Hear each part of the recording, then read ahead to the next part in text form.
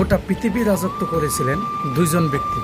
একজন হলো পয়গাম্বর হযরত সুলাইমান আলাইহিস সালাতু ওয়াস সালাম, আর দ্বিতীয় হলো বাদশাহ জুলকারনাইন।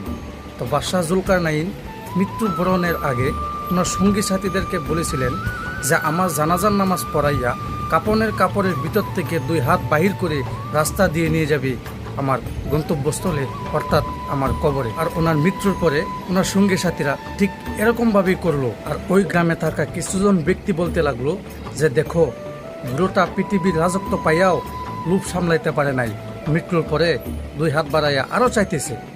আর ওইখানে কিছু আল্লাহওয়ালা মানুষে বলে যে না, বাদশাহ জুলকারনাইন আমাদের জন্য একটা সবক দিয়ে গেছেন যে গোটা পৃথিবীর রাজত্ব পাইয়াও আজকে আমি খালি হাতে কবরে যাইতেছি, অর্থাৎ কিছুই নিয়ে যেতে পারি নাই। এটাই হলো বাস্তবতা।